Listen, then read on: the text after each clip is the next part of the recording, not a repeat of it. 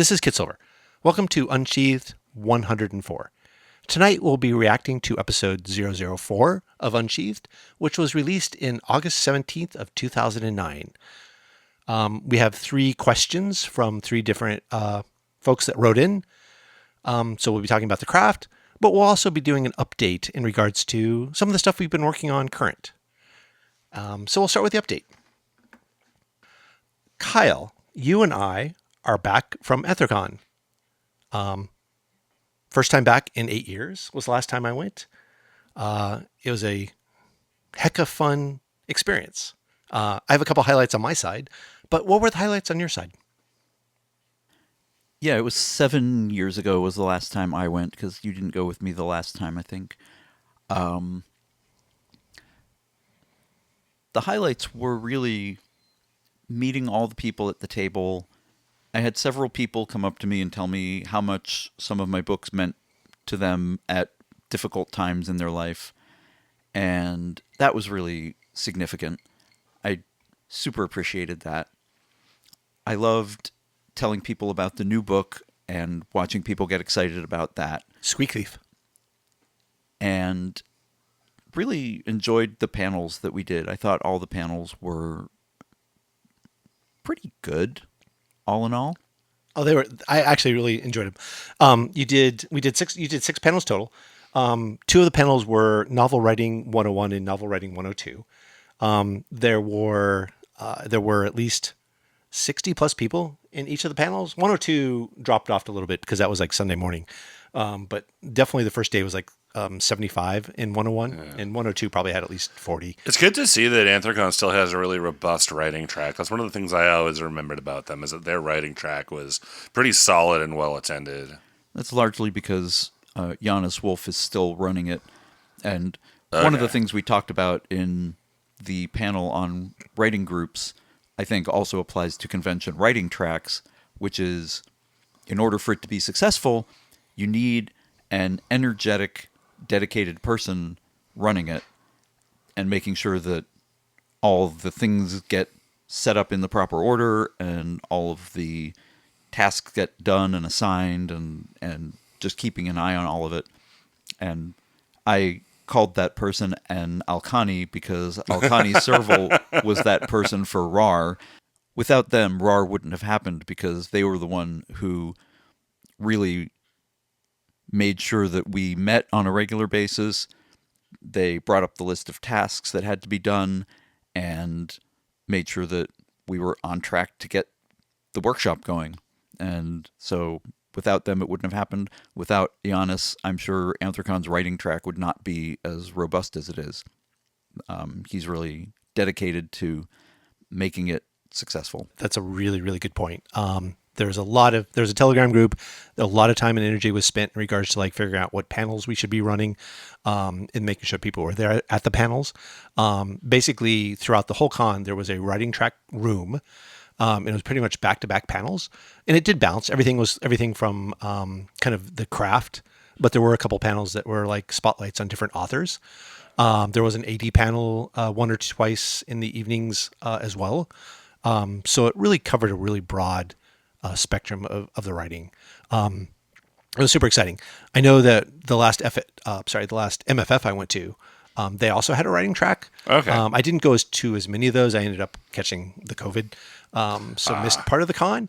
But they also are one of the other cons that had a good writing track. So we definitely appreciate it when people are able to volunteer and spend the time and energy to help the writing craft. I remember I've definitely been on writing panels at Midwest Fur Fest myself. Mwalimu is the, I hope I pronounced that right, is the person who coordinates the writing track at MFF, and is largely responsible for their success.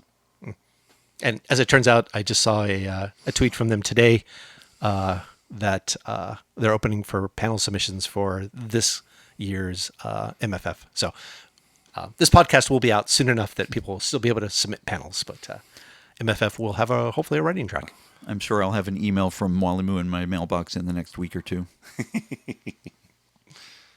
So it's good. The other highlights for AnthroCon for me were not just there was a queers in fiction or Queer fiction. queer fiction panel, which was, again, it was like the last panel of the last day, but we ended up still having probably about 20 to 30 people in it, and some really great discussions in regards to queer representation in literature, and in film and things like that, and how it's kind of evolved over time. And people had some really interesting perspectives. Kyle, you were on that panel. Any takeaways? It was you and Me and Skunk Skunk Bomb? Bomb. Yeah. I really enjoyed the discussion. We had talked a little bit beforehand about what we wanted to talk about, and the audience took us in several different directions.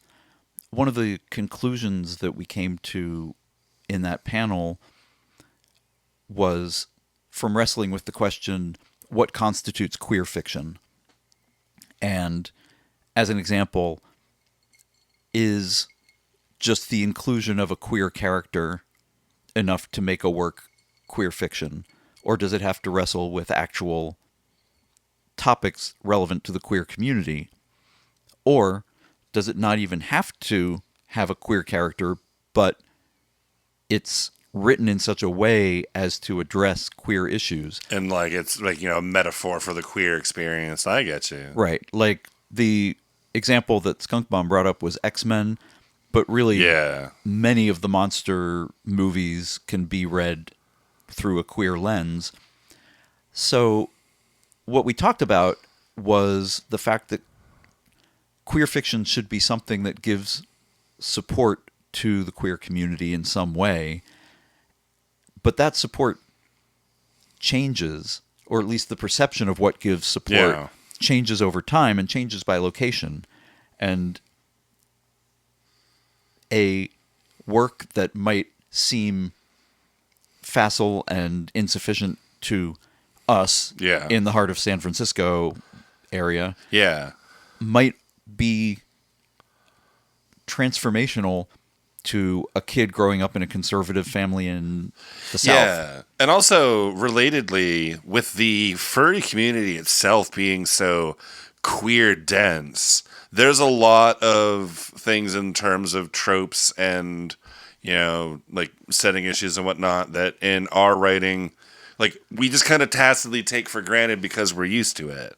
And, how does that differ versus, what you might consider when directing more toward a general audience?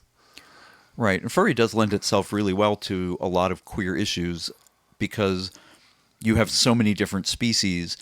It's very easy to pick up on the perspective of the other. Yeah. And the idea of, well, you don't fit in with us because you're not the same species. Or the idea, because we use a lot of cultural stereotypes about species, the idea that, well, you're not a proper fox because you're not. Go on. Finish that thought. You're not a bottom. Because you don't want to lie to people. You're so truthful, you can't be a proper fox. Nice save. Good job. 10 out of 10. I'm not going to tell a fox they can't be a top. I happen to know a author that has written a really great Fox Top story, Oh, yeah. which we should highlight on another episode. But yeah, I mean, to that point, it was an interesting dovetail for me because I'd recently read an article about Julia Sweeney, who's on Saturday Night Live, and she did the fairly famous character Pat, which was an androgynous character. And like the joke is that, is it a boy, is it a girl, no one can tell. Right. Like that was the whole shtick. Yeah, and Pat would today be considered non-binary, but we didn't have that language. We didn't have then. that language, and that even like not only did we not really have a word for it, I don't think culturally a lot of people had considered the idea that anyone would consider themselves outside of the binary. And like a lot of like the jokes rely on the fact that Pat keeps using names for people that are multi-gender names, and so it's like, oh, you never quite hem down, oh, is this a boy or a girl? And it's like, yeah, and like nowadays exactly. It's like, oh, this is just a non-binary person. That's not Right. And remarkable. And as Jack pointed out when we were talking about this, a lot of the humor, or most of the humor in that sketch, doesn't come at Pat's expense. It's at the expense of the people trying to figure them out. Yeah, because they are made the fool because they are confused, and like also like they're missing the point that this is just a person enjoying their life, and like it turns out like that's the other like message. Like it doesn't matter if Pat is a guy or a girl or something in between, and like that's. Yeah, like Pat, it never felt super mean-spirited. I'll acknowledge that the portrayal is really dated, and I can see where it wouldn't go over with a lot of people. But like, it never felt like me. It was coming from a place of malice. Yeah, and that's where what I find really interesting about this, because this was like early 2000s, but there were some people that had a really negative reaction to it. Yeah, and that kind of crushed Julia. But since then, there have been a lot of people who were younger and saw that character who have then since been like, no, that was representation that I didn't see anywhere else, and I love this. So she's actually talking to a lot of people who are now like like transgender people who are writers for different shows. How do we update this character? Because it does need to be updated. Yeah. But still, this was a character that was influential to them in their journey early on because they weren't seeing it anywhere else. And it really was very important to them. So it's like, that's part of this, I think, really kind of interesting about just media in regards to the presentation of the queer journey and the queer experience, is that age and where different people are in their journey in the country matters in regards to how they react to it. And it doesn't always have to be negative, but it's interesting and worth analyzing. Yeah. Right. That was a tangent, but the point being, I think this it was this was a panel one. at AnthroCon that was part of this writing track, which was a really great dialogue and a great discussion about ultimately character representation in literature. So I love the fact that we have that kind of a forum to have these discussions, and I'm looking forward to the writing that comes out of it. So that was one of my highlights. We are and always have been a queer podcast, so we can take time to talk about queer, especially in the context of fiction. So yeah, I don't think it's off topic. I made the joke that we were going to talk about queer furry fiction, or as we in the furry community call it, fiction. Exactly, it's just fiction. Oh my gosh. Yeah, so AnthroCon was great. First time back for 8 years. We furries, it was 17,000 people. Furries take over the convention center in basically a block or two around the convention center. 70,000? 17. Oh, 17. That's still 17. huge. I think the last time I was at AnthroCon, it was like 6. Yeah. Oh my God, that's enormous. That's like 3 times the size. Like furry convention growth for many of the big top ones is almost exponential. My first AnthroCon was, I think, like 600 people in like 2002.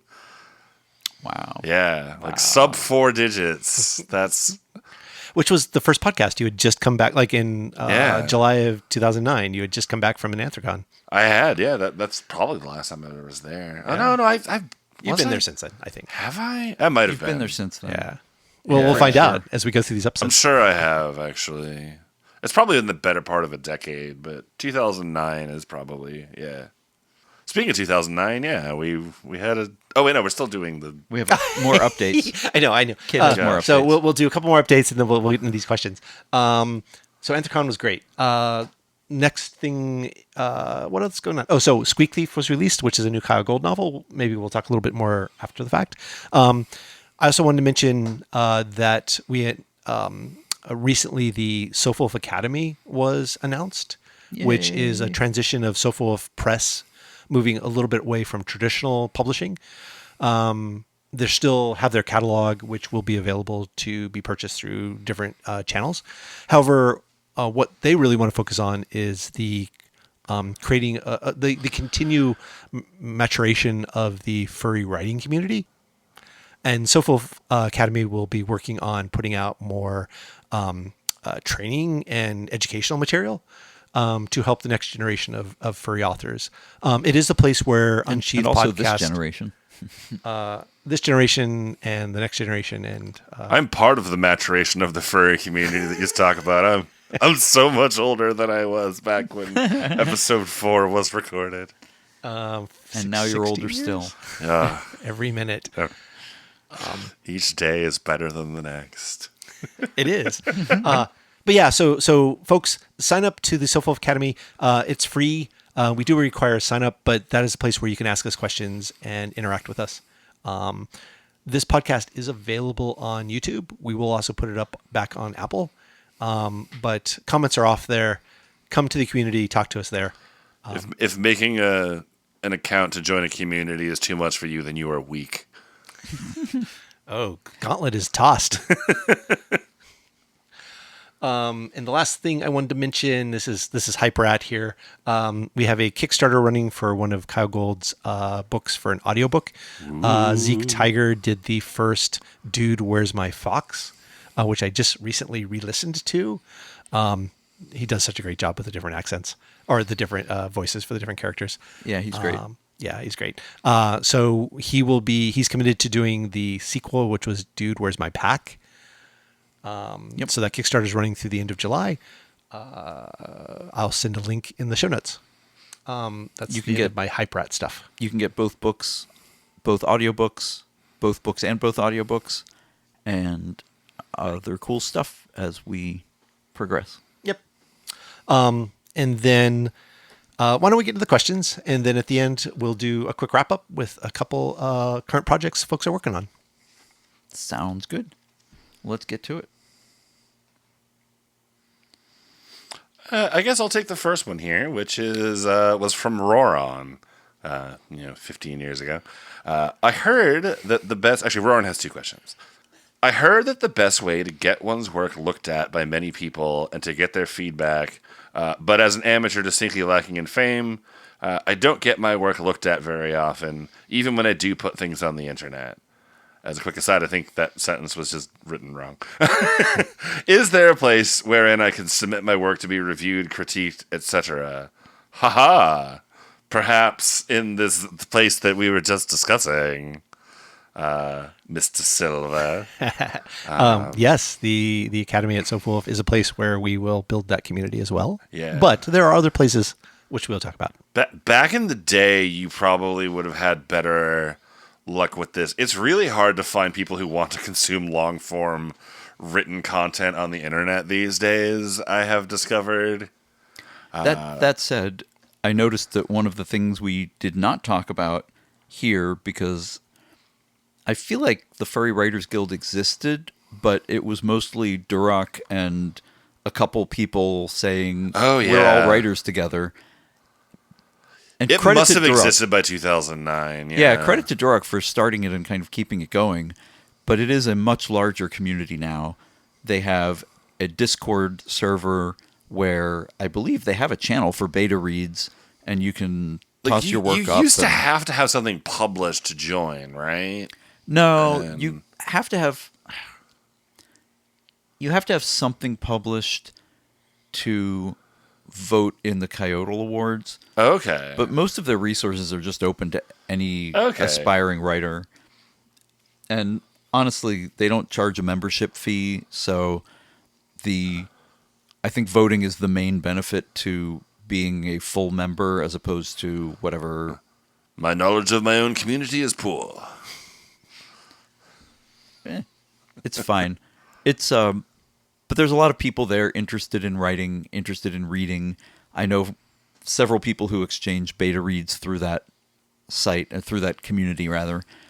So, Sofawolf Academy definitely is going to be a place where that can happen. Furry Writers Guild is a place where that may also happen. I have not actually tried to get anything read there maybe ever, because I have my own group of beta readers that after I trust a while pretty well. you just kind of have like writing friends that do this for you, and it's been so long since I've had to just like solicit feedback from random people, and like I think at this point it's one of those things where if it were to come from a random person it would probably not be as helpful. Yeah, because you build those relationships with the people who read your stories, And when they've been reading them for years, they have a much better idea of what you're trying to accomplish with your stories, and so they don't have to go through the exercise of trying to figure out, is this story accomplishing what the author intended? How do I know what the author intended? Did they tell me? But one way to build that community, which is not a direct answer to the question, but sort of an indirect answer to the question, is attend workshops. Even if it's just like a one-day workshop, go to RAR when it's active again. There's a bunch of science fiction workshops you can go to or try to go to. And the people you meet in those workshops will be people you learn to critique with. Yeah. And I mean, we took classes, evening classes at a local university in writing, and we met a bunch of other people who... Some of whom we're still in touch with. Yeah. And so if you go out and look for the places where other people also are trying to learn about writing, you will find people who will be willing to exchange beta reads. I got with some you. of my best book recommendations during that period of my life. I got recommended so many good books from the people participating in and running those workshops. That's where we got recommended Cloud Atlas. It was, yeah, which is like one of my favorite books. Yeah, same. One of my favorite current authors. Yes. Yeah, I would. I mean, just to piggyback on that is like local library. Go there, check their corkboards or whiteboards or whatever people use to post stuff anymore. I think they still have Digital boards. corkboards. I think those might still be a thing. So I've seen that in our area is like library. Man, it feels like there should be other local resources to find out. Because I know in our area there are writing groups I see on... check college campuses. That's probably a good That's place. Yeah, Good one, too. Yeah. I was a bit amused in the original episode you had mentioned Critique Circle, which is an online website. It is in the show notes, which I had recently rediscovered as I was looking for online resources to there's got to be online resources to do reading circles and stuff like that. But Yeah, they're still around since They are still 2009 around, to now. good for Critique them. Circle is still around. But yeah, I feel like the best feedback you're going to get with regards to writing critique is going to come from somebody that you trust to understand your work and what you're trying to do. I'm definitely not thinking about the time that I sent a novel manuscript to somebody and they responded with, "Yeah, it was good." And that was literally all they said to me. And I'm just like, well, thank you for wasting both of our times. Wow. I know. I often bring up the time you brought your, I think it was Seventh Chakra, to the novel class at the university. Oh, yeah. And everybody just ignored the story and peppered you with questions about whether the rabbit was afraid the fox was going to eat her. Oh, I know, right? It was... these were the years before BoJack Horseman, where people just didn't casually accept animal people as part of society. Before Zootopia, even. Although I do remember being called out by one of the people in that class for every time I introduce a new character, it's like, surprise, here's a new species and ethnicity of name. And it's like, what haven't we covered yet? And I'm just like, oh my god, I totally did do that. And that made me specifically try so hard to avoid doing that ever again. There's embarrassing feedback that you can get that is also true, and that's one of those things where it shamed me into changing how I come up with my character assignations. There's a word you don't get to say in a sentence every day. I'll put that in the show notes. You could, though. One could indeed. But yeah, I'm going to move on here to the second part of Roran's question, which was, I was wondering if you had any advice concerning the use of commas, semicolons, and parentheses. I employ all of the aforementioned in my writing with gusto. I feel like my work is more coherent when the entirety of a single thought is in a sentence.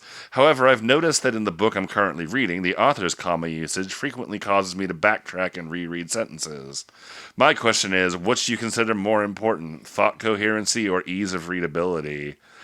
This is a pretty interesting question because I am definitely somebody who I will do the comma-less, brainal diarrhea of somebody's stream of consciousness like pouring out onto the page. That is definitely a technique one must use, one may use, but it's one of those things where you have to understand the rules that you're breaking in order to do it, which is not really the main crux of the question. But yeah, it is a case of there are correct places to put commas and incorrect places to put them. We definitely covered the nitty gritty of that in episode 4 itself. And it's like, just because there's a pause doesn't mean there's a comma, but if there should be one there, you need to know why, you need to put it there. Right. First of all, I'm going to stick with my answer from the original episode, which is that I don't think you should have to choose between ease of reading and coherence of thought. It doesn't feel to me like you need to sacrifice the way you express your thoughts on the page in order to make them more legible to the reader. You just have to reorganize them to do that. Yeah. So it feels like if you are viewing that as a dichotomy, then the problem is you're like, this is how my thoughts appear to me, and I'm putting them on the page, but you're not doing the work to translate them into a form that's more digestible to other people. Yeah, it's like the poem Jabberwocky. It's fluid, understandable, and readable, and it's not even real words. And it's gibberish. It's all gibberish. Like, none of those it's words great. mean anything, but, like, it doesn't matter. Like, you're getting it. Although I do love me some Momraths. Oh, yes. Being so outgrabe and all. They're the outgrabiest. But the whole thing about comma use is really interesting, and I've had to... I think I said in one of the previous episodes, I only, in the last 3 or 4 years, felt confident about where to put commas in sentences, and I was terrible about it. And I still think that a reason for that is that we're taught in school that when you see a comma, you pause, and then people reverse engineer that incorrectly to say, oh, wherever you want to pause in a sentence, there should be a comma. And that's not always true. There's actual grammar rules. And also sometimes people read sentences, like read through commas in a sentence and don't pause for a comma. Yeah. So, I mean, it's there for a semantic reason, but in a spoken sentence, you don't necessarily need to give it, like, overdue credence in the form of a pause. right. If I may, in a future episode, I would actually like to focus on commas. You're hurting my brain. But seriously, I like in my education background with creative writing. See, you paused after episode, but there shouldn't be a comma there. Exactly. And I think that's one of the things that trips me up is like I kind of originally had that kind of guidance of like read them, and where you pause when you're reading it, that's where a comma should be. Or And should there be a comma there? Maybe there could be, but I don't think there needs to be. yeah, and it's commas typically occur unless in addition to when you're listing things, they typically come at the end of a clause. And so being able to identify what constitutes a clause in English writing is very beneficial. But we get very poor English education in this country of America. And so a lot of people don't know what constitutes a clause. yeah. I'm going to do a slight. I'm going to slightly disagree in the sense that I think there's different aspects of English education. Writing is different than speaking. Absolutely. And so I do think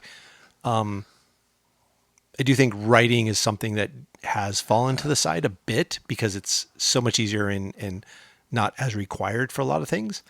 But it also- doesn't necessarily mean Yeah. the understanding of the language spoken is wrong. And also, a lot of our written communication these days is very informal. Yeah. It's text messages, it's Twitter, it's, Yeah. and a lot of those media actually have syntactical requirements or conventions that are deliberately non-grammatical, Yeah. like not capitalizing things. That not drives me crazy sen- when I see not when I see ending people sending me sentences stuff with a that's not period. capitalized. Oh yeah, it's I'm a little too I'm like just too old I know. to not be able to get into that. And like I also don't get the idea that ending a sentence with a period makes it super hostile. But apparently Right. for people younger Yeah. than me, Yep. Oh my it- god, I it use is. exclamation points a lot. Yeah, still. like if you say I'm fine, period, it's like oh they want to kill me. Like it's, By the way, do you know the difference between a cat and a sentence? what? A sentence has a pause at the end of its clause. Oh my gosh, Thank you, Dad, Kyle. I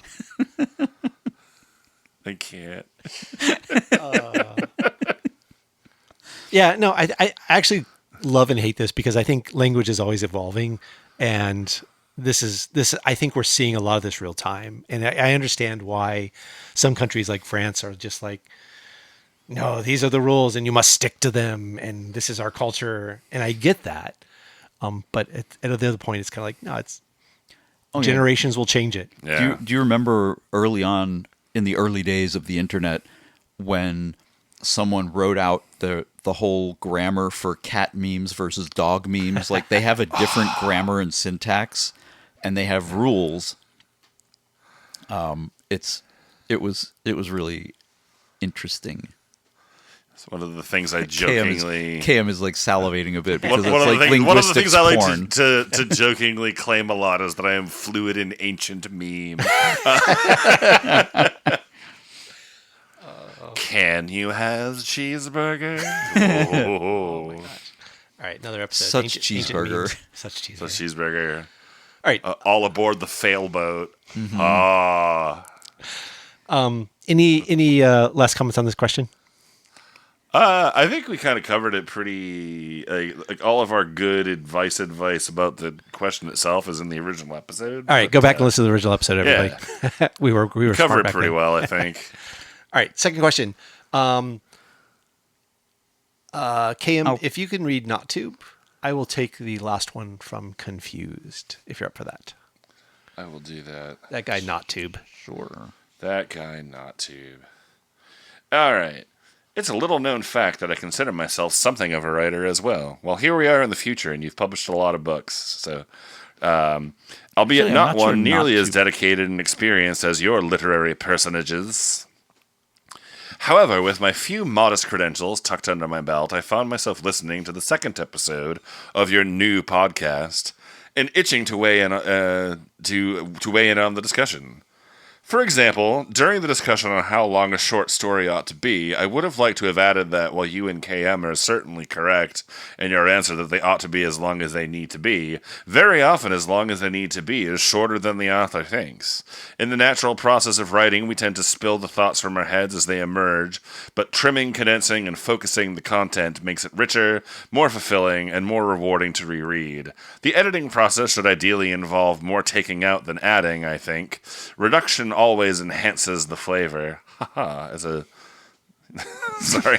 I agree with both you and KM that it's important not to focus too much on the importance of what you're writing. Concern over the quality of the writing can hamstring a writer. An internal critic is the enemy of creativity. As long as you're letting that critic have your attention, you'll never be able to flow creatively to get into that deliriously happy groove that is the best part of writing a story. I know what that is, yes. Also, the comma equals pause thing is way off. That trips up so many writers. A pause often indicates a comma, but not always. I was going to say after this that, like NotTube has a comment about commas and pauses also. But now yeah. we got there organically. We did, and gosh, this is something that I also take to heart. The idea that you're allowed to lose a bunch in editing.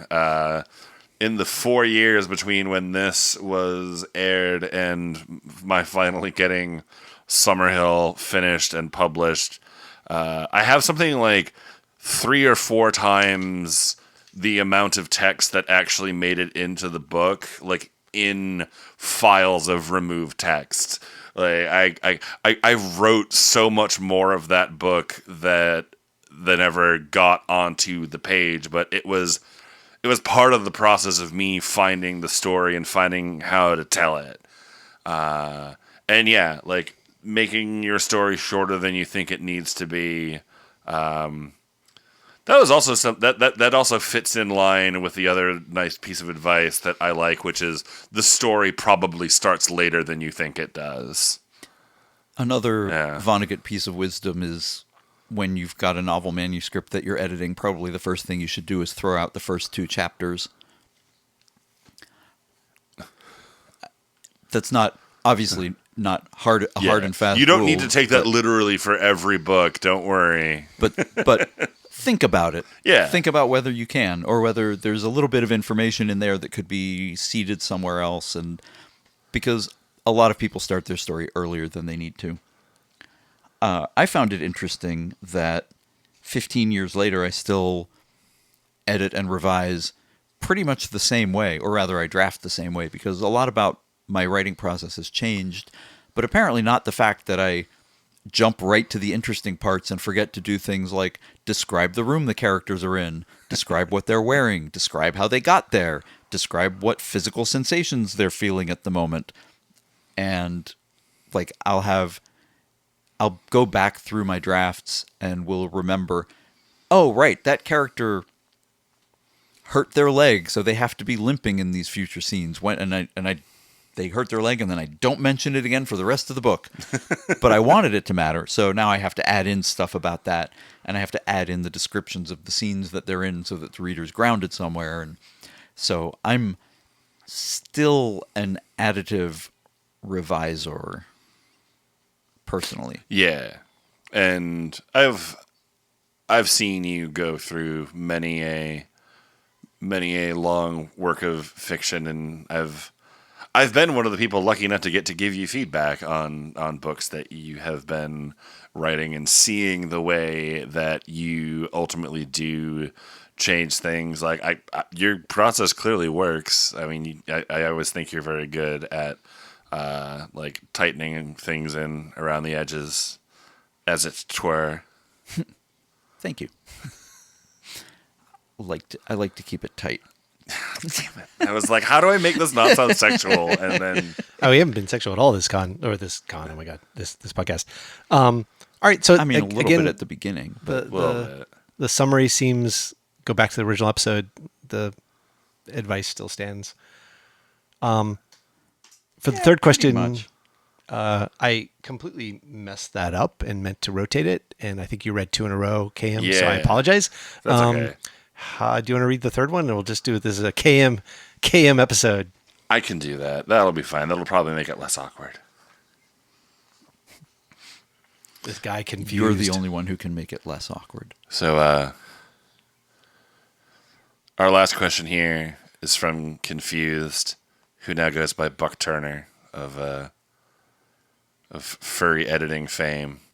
Hey there, guys. I had a couple of questions for the podcast about editing. Woohoo.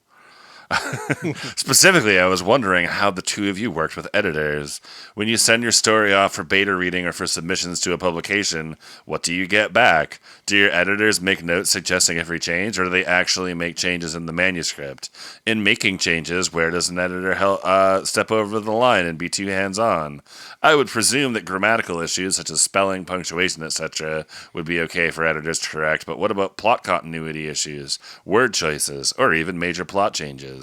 Are there some circumstances where it's more or less acceptable for editors to dig down and root around in the content of the story? I'm hoping you have some amusing anecdotes to share from your own publishing careers, even if they only became amusing in retrospect. I know it's a big topic, but I'd love to hear your opinions and stories on what makes a good editor and what boundaries they should observe, if any. And, That's a really good question to get advice on how to do editing, and he did go on to do a whole lot of that. So he seems to have figured out a lot of the tricks.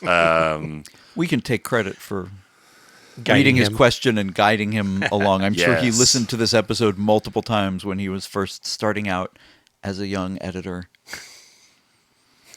We'll have him on as a guest sometime. Anyway, yeah, he's an excellent editor. I recently did work with an editor on a short story that I submitted to an anthology, which is going to be published at Midwest Fur Fest. Oh, okay. And the editor was very, I guess, not hands-on. Like, they didn't dig into the story, but they would highlight things and say, this doesn't seem right for this reason. Are you sure about this word choice? Yeah. And a lot of the time, they would say, if you feel strongly about this, you can leave it as is, but I feel like we should maybe change it. And they gave me a lot of options. I ended up taking most of their suggestions. Yeah. There was only one thing. It's a story with a dragon in it, and so I made a reference to the dragon's hearts. Yeah. And they put a comment there that said, if this isn't a typo, it's fine. Does the dragon have multiple hearts? If it is a typo, then fix it. And it wasn't a typo, so I just left it, but I didn't actually answer the question. And so when we got back the second round of revisions, they said, again, if this is a typo, it's fine. And I finally had to be like, oh, I'm so sorry. It is correct. There's no reason. It's not doesn't affect the story at all. It was just something in my head. And now it's on the page. But Dragons have two hearts. dragons have maybe more. Like Time Lords. But the editing process really varies by editor. Yeah. I've known editors who were very wanting to become almost a co-author of the story. Yeah. And when I do editing, and the kind of editing I prefer is to have a really light touch and focus your attention on the places where it's really necessary to help the story clarify the author's intention. This is all about what is the author intending to do with the story. And that may not be what you think they should do with the story as an editor. Yeah. But it's what they want to do with the story.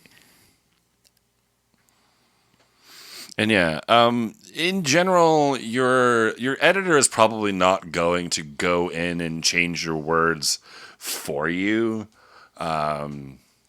unless like that's some sort of arrangement that you have with them. Because at that point, like when you're starting to just outright alter the author's text, like you're doing something weird there. I did have an editor who changed a bunch of formatting that I had put into a story, and it was like, oh, yeah, I just didn't like the way it looked, and I thought it looked better this way.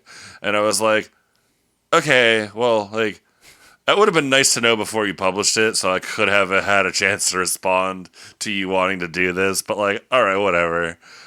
It ultimately wasn't that big of a deal, but it was just that was, I think, my personal like touchiest I got with an editor. It's like, oh yeah, like I saw that you had done that, but I didn't like it, and I'm like, well, great. Like, You should. The author should always get final review of what a story or book is going to look like before it goes out. yeah. There's also there was a video game that I translated where I nominally had final authority on the text, and it went through an editor and a checker. And then, despite this, in the final version of the game, there were adjustments to a small handful of lines, and I'm not sure why, but at least one of them like stood out. Of like it was, to me, overstepping their bounds as an editor. Specifically, there's a character, and then I mentioned in the text, like, this character does not believe in Allah, like because they're from a Arab Muslim country, and in the game it's just God lowercase g, and I'm like, okay, now you're grammatically incorrect, and it's just like, are you afraid to put the word Allah in text in a video game? Like I don't is it but like and again, if that's going to be a big deal, like let me know and I'll change it. But it just and it's strange because there are other references to Allah otherwhere in the text where it wasn't changed. So That's a weird thing. yeah, I've done a couple editing passes on novels for friends in the last couple years, and I don't ever tell them you should change this. What I say is, I had these questions at this point in the text, yeah, and that's something you should be aware of as a reader.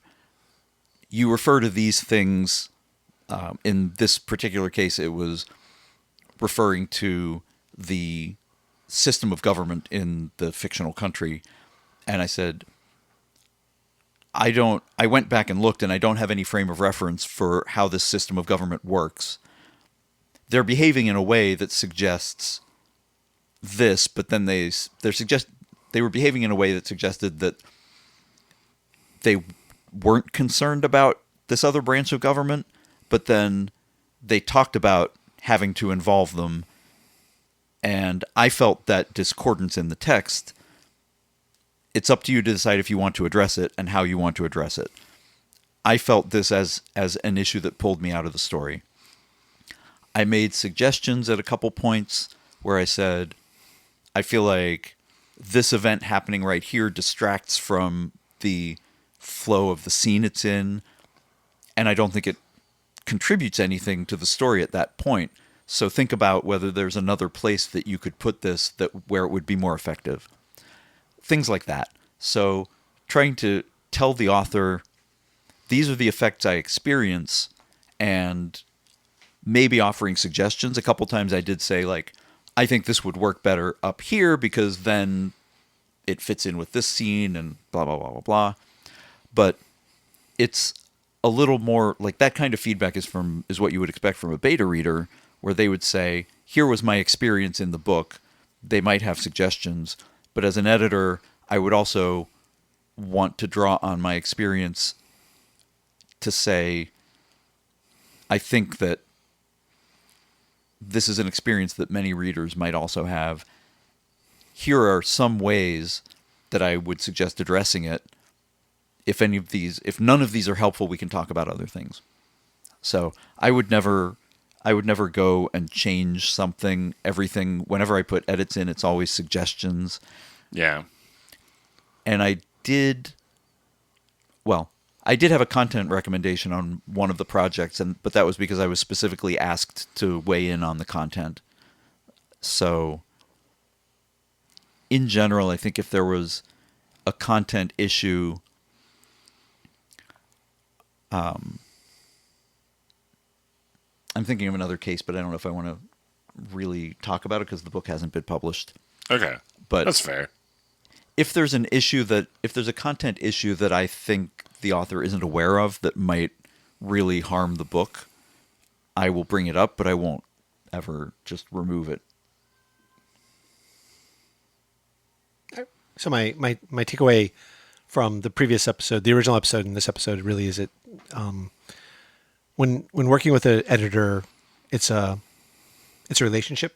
I'm saying this badly. No, it is a relationship. It's a discussion, right? So the editor, when it comes to like spelling, punctuation, grammar, sure.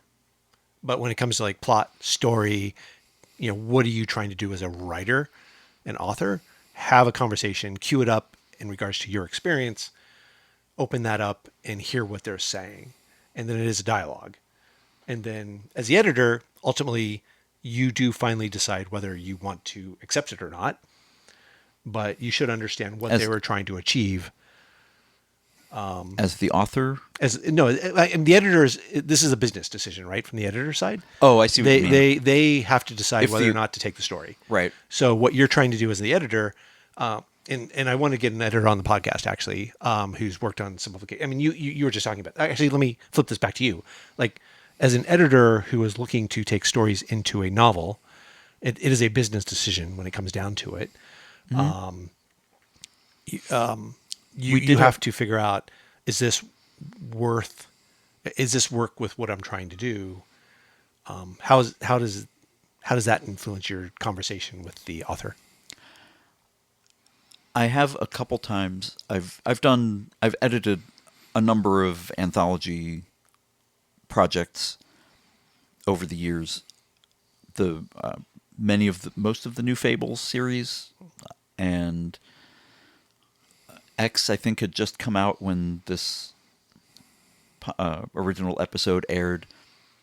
Recently, I worked on Fang 10 and the newest New Tibet anthology. I also edited the previous New Tibet anthologies. And I can think of 2 times, really just one time, where I was working with an author and trying to fix what I saw as a problem in the story. And I went like 3 or 4 times back and forth trying to give them options to fix the story. And they kept just sending me revisions that did not take any of the options that I presented to them. And ultimately we had to make a decision, me and the publisher, about whether we were going to go ahead and publish the story. And ultimately, I decided to publish it because I felt that with my role as an acquisitions editor, as opposed to the content editor, I should not have accepted the story if there were flaws in it, in its form, that would have stopped me from publishing it as is. Can you, real quickly, difference between an acquisition editor versus some content editor? Sure. An acquisitions editor is someone who reads manuscripts and slush and decides whether or not to purchase a story for publication.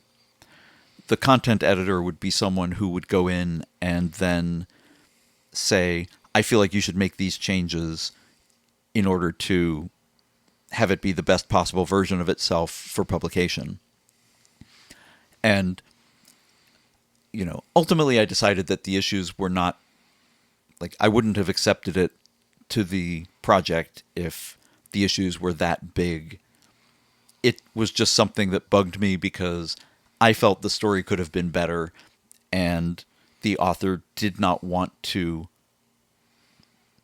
change it in that way. I was stopping myself from saying, the author didn't want to make it better. Obviously, the author wanted to make it better. It was just their vision of what better was different from mine. Yeah, which I think is a really good segue into the previous episode, or the original episode. KM, you were talking about you submitting something, and the editor was like, no, can you make this a happy ending?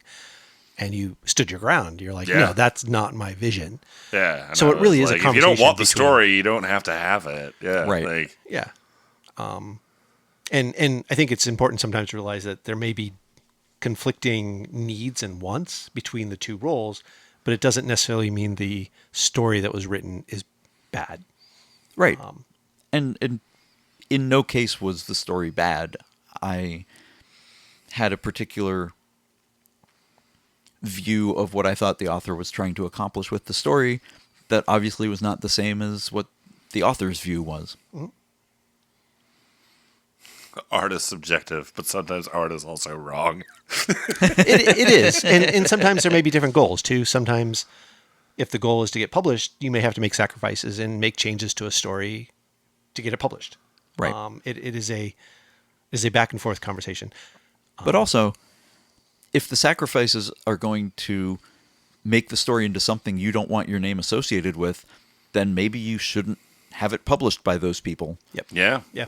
Because I have heard stories of people who have done that, who have made compromises because they were so desperate to get published. And then, guess what? The thing associated with your name that everyone sees your publication is this compromised version of your vision. I was working as a translator for a company I will not name on an IP that I will not name. And partway through, it became clear that the content of this intellectual property was not in line with my morals or anything that I wanted to have my name on. And this is like an unfortunate thing where like this really hurt me financially as a decision, because there was a lot on the plate here, but I'm just like, I am not comfortable delivering work in my words for you to put my name on and sell. Like I'm not doing that. Yep. I won't even say what it involved on the air because it's not worth repeating. Yeah. And I'm going to use that as a transition into wrapping up this episode. All right. I thought we had some really good conversations, and this was actually I thought really interesting going into the editing a little bit deeper than the previous episode in regards to like kind of the emotion behind it, Yeah. right? Authors are writing something that's their babies, and sometimes editors have different objectives. Editing is all about whether your baby gets to live or die. It's really tense. Yeah. But let me use this as a transition into KM. You do have a Twitch stream. I do. My co-host and I, Zap Shakur, I am the one of two hosts of a Twitch stream called Translators Notes. We stream most every Sunday from 2 p.m. to 5 p.m. Pacific time. Some weeks we take off because one or more of us is out of town. So like we're not literally every Sunday, but most Sundays you can catch us, and we play video games that are basically usually all in Japanese, and I will live translate the game as we play. This most recently, our last few seasons have been spent on going through an old 1998 Sega Saturn game called Machi, which is The Town, and it is a visual novel by Chunsoft, who does a lot. They did a lot of visual novels, or they have done a lot of them over the years. And unlike a lot of when people think of visual novels, they probably think of like anime style dating sims. This is like real photos of like real actors in like a like it's like a dramedy. Is I guess like there's Sounds very involved. it is very involved. It's very like Magnolia, where you have all these different interweaving storylines. I still haven't seen Magnolia. Well then. He has. I've not. You have not? I've not. Oh, okay. Did we just have the DVD in our house for like a decade? Yeah. Oh, all Yeah, right. we've still not. We All right. borrowed it. It was one of the ones we borrowed along with The Departed, Which I've not seen yet. which we never watched. But we did return that one. Oh, did we? Yeah, Okay. I think. I feel like one of the movies we borrowed, we kept so long that the person we borrowed it from bought it in a different format Yes. and said, just keep it. But yeah, so that is what I've been doing mostly nowadays. If you want to catch me doing any of my active stuff, that's probably the biggest one. Also, I'm possibly writing a fake real book inspired by the fake lore of my stream. I will explain that more in future episodes if it turns into more of a thing. All right, I love those teases, Cam. It's on par with previous episodes as well. That's me. Just a teasy little otter. Yeah, Yeah. a teasy little otter and a Yeah. I do cute Teasy little little human fox. things with my Yeah. hands. Big old white wolf. All right, everyone. Thank you very much. This was a really fun episode. I'm going to sign out myself. This is Kit Silver. Thank you for listening. Thanks from Kyell Gold also. And as we put the mountain bunker to rest and turn up the lights, I've been K.M. Hirosaki. Good night.